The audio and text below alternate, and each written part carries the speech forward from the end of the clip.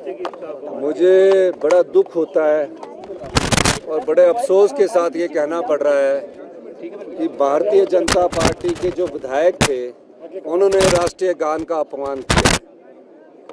अध्यक्ष महोदय ने राष्ट्रीय गान गाने के लिए सबको उठाया और पहले ही हाथ खड़ा कर दिया कि राष्ट्रीय गान गाने से पहले हमें इसके राष्ट्रीय गीत के बारे में बताया जाए।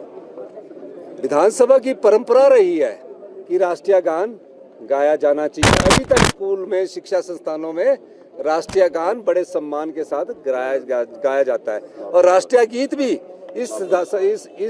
इस असेंबली में बड़े सम्मान के साथ गाया जाता है। मुझे आज पहली बार बड़ा दुख हुआ, जो पार्टी राष्ट्रीय गान का अपमान कर सकती है, राष्ट्रीय गान के अपमान में विरोध कर सकती है, हिमाचल प्रदेश की जनता, हिमाचल प्रदेश की कांग्रेस पार्टी, हिमाचल प्रदेश के विधायक दल के नेता, भारतीय जनता पार्टी के जो राष्ट्रीय गान का अपमान हुआ इसको कभी सहन नहीं करेंगे।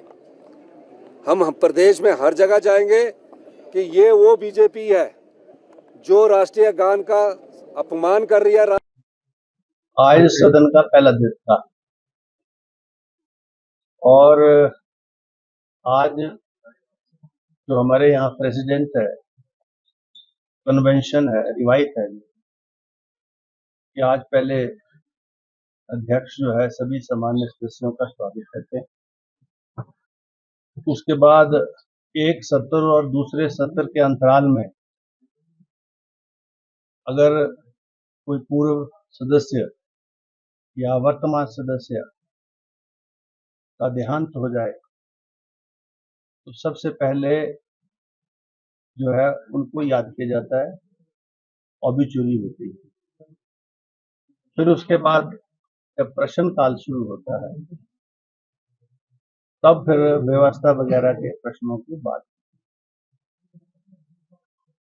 तो आज मैंने तो स्वागत किया, सब स्वागत के बाद हमारे यहाँ जो कन्वेंशन है और लोकसभा में भी वही है, जो लोकसभा की शुरुआत है वो भी राष्ट्रगान से हुई। हम दोनों नहीं गाते ना, ऐसा कन्वेंशन है अभी तक, और लोकसभा ने भी राष्ट्रगान से शुरुआत। पत्रकार मित्रों, हमने किसी का अपमान नहीं किया और आज जब विधानसभा मॉनसून सत्र का शुभारंभ हुआ तो राष्ट्रीय गान का जो उच्चारण हुआ उसको हमने सामूहिक रूप से गाया। जो उसकी अवस्था होती है उसके अनुसार हमने अपने आप को पूरा सम्मान दिया।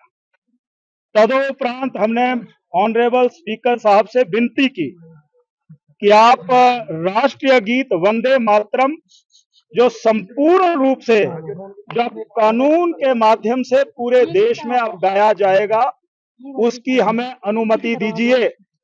हमने शालीनता से अपनी बात रखी, हम अपनी कुर्सियों पे बैठ गए।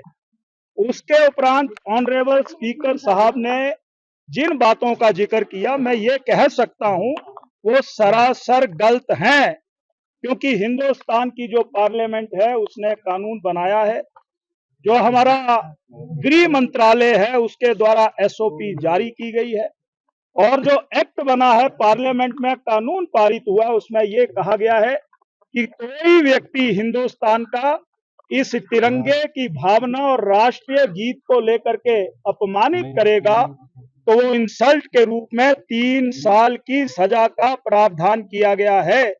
और ये भी कहा गया है कि जिस प्रकार के भी महत्वपूर्ण इवेंट होते हैं, अभी 15 अगस्त जो है सभी जगह प्रदेश में मनाया गया, धूमधाम से मनाया गया। मंत्री वहां पर गए थे तो वहां पर